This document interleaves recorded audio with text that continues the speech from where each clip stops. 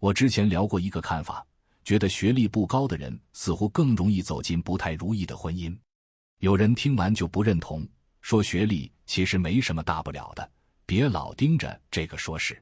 我仔细想想，确实，一个人能走多远不完全看学历，毕竟没读多少书却当上老板的人也不少。可我还是觉得，学历低的人在某些方面会有明显的底线限制。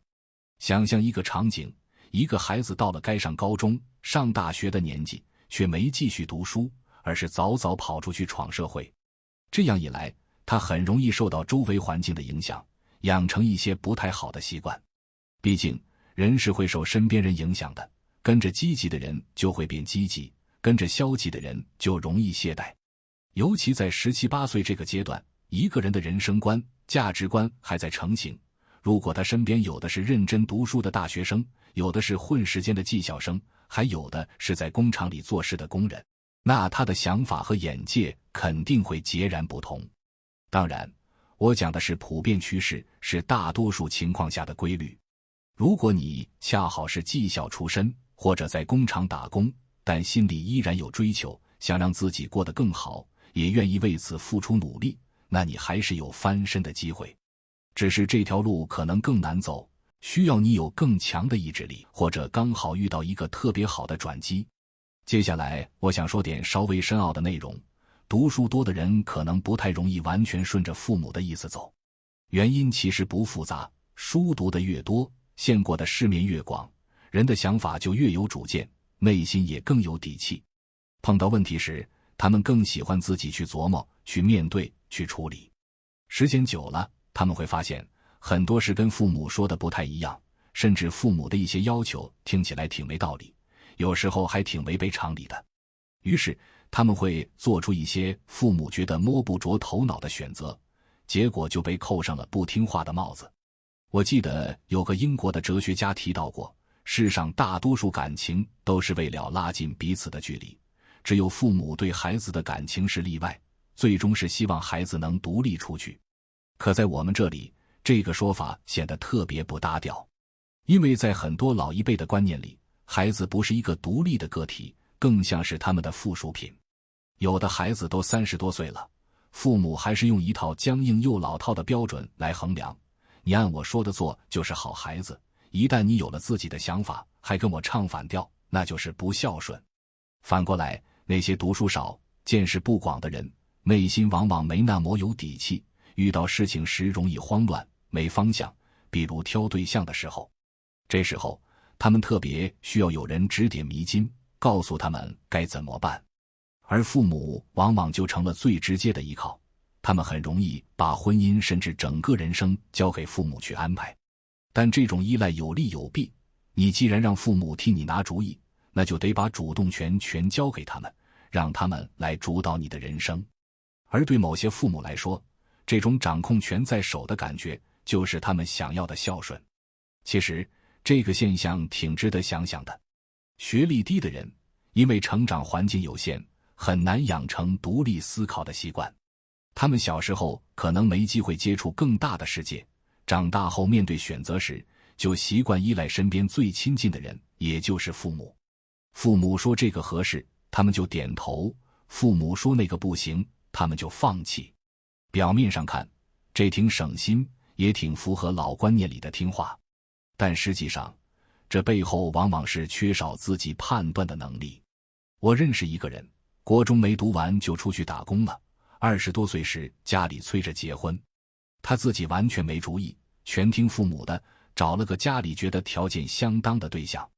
结果婚后没几年，两个人性格不合，天天吵架，最后还是散了。他后来跟我说，当时其实不太喜欢那个女孩，但父母说合适，他就没多想。现在回想起来，他觉得要是自己多读点书，或者多点主见，可能就不会这么稀里糊涂地走一遭。相比之下，那些上过大学、见识过外面世界的人，情况就不太一样。他们在学校里学的不仅是书本知识，还有怎么分析问题，怎么处理事情。毕业后，他们可能在大城市待过，见过各式各样的人，慢慢就有了自己的看法。像结婚这样的大事，他们更愿意自己做主，而不是完全听父母的。父母提建议，他们会听，但也会想一想，这个建议到底有没有道理。如果觉得不可靠，他们就敢直接拒绝。这种做法，在有些父母眼里，可能就成了不孝顺的表现。我有个朋友就是这样，他大学毕业后在北京混得不错，收入挺好，眼界也挺开阔。到了该结婚的年纪，家里催他赶紧找个老实人嫁了，说年纪大了不好挑。他却觉得自己还年轻，想找个聊得来的，不急着将就。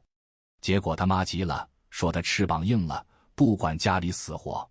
他跟我抱怨，说自己不是不顾家，只是想过自己喜欢的生活。可在他妈眼里，这就有点不孝顺了。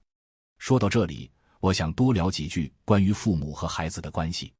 老一辈人总觉得自己有绝对的权威，孩子就该按他们的路走。可现实是，每个孩子都是独立的，迟早要走自己的路。读书多的人，见识广，独立意识来得早，他们更愿意为自己的选择负责，而不是活成父母的影子。而读书少的人，因为成长环境简单，依赖感更强，他们习惯了听话，习惯了让别人帮他们拿主意。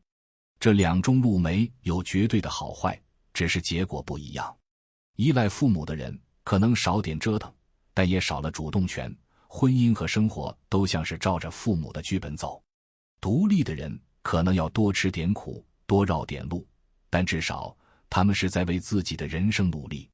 就像我开头说的，学历不一定能决定你能飞多高，但确实能影响你的起点有多低。读书少的起点低，眼界窄，遇到事容易被带着走；读书多的眼界宽，心态稳，更能自己把握方向。再回到婚姻这件事，学历低的人因为思考能力有限，挑对象时往往更看重表面条件，比如家境怎么样，长得好不好，或者父母怎么说。他们可能没想过，婚姻不是两家人的交易，而是两个人的相处。结果婚后发现彼此根本合不来，才后悔当初没多考虑。而学历高的人找对象时更在意内在，比如性格合不合，想法是不是一致。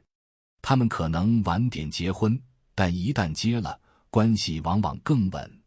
当然，这不是铁律。学历低的人里，也有靠自己努力过上好日子，婚姻美满的。学历高的人里，也有因为要求太高或者性格问题，婚姻不顺的。我只是说，从普遍情况看，学历低的人在婚姻里更容易遇到麻烦，因为他们起步时资源少，能选的范围小，加上父母干预多，很难完全按自己的心意来。还有一点，孝顺这个词其实挺有意思的。传统观念里，孝顺就是听话，就是按父母的期待过日子。可现在不一样了，每个人都有追求自己幸福的权利。如果父母的要求不合理，甚至妨碍了你的生活，那一味顺从还是孝顺吗？我觉得真正的孝顺不是盲从，而是找到一个平衡点，既尊重父母，又不放弃自己。我有个亲戚，读书不多，结婚时全听父母的，找了个家里满意的对象。婚后日子过得平平淡淡，但他从没抱怨过，觉得这就是生活该有的样子。后来我问他，如果能重来，会不会自己选一个？他想了好久，说可能还是会听父母的，因为他不知道自己想要什么。这让我挺感慨的，学历低的人不是没能力，而是少了点独立思考的机会，他们习惯了接受，习惯了跟随。反过来，我有个大学同学，家里条件一般，但他靠自己考上了好学校，后来还出国读了研究生，回国后找了个很聊得来的对象结婚。家里一开始反对，觉得对方家境不好，但他坚持自己的选择。现在两人过得很不错，父母也慢慢接受了。他说，读书让他学会了为自己负责，而不是活在别人的期待里。所以，学历高低带来的差别，不只是知识多少，更是看问题的角度不同。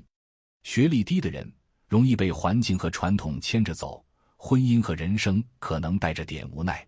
学历高的人更有能力打破束缚，去追自己想要的日子。当然，这条路不一定好走，但至少他们有选择的余地。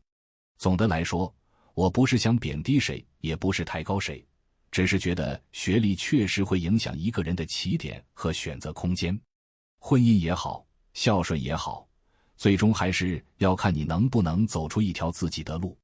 学历低的人未必一定会过得不好，但需要更多努力去改变。如果让父母为你负责，那你就要把所有权力交给父母，任由他们来掌控你的生活。而这种依附和掌控，对有些父母来说就是孝顺。今天先分享到这里，如果对你有帮助，欢迎按赞订阅智慧补丁，超越自我，完善人生。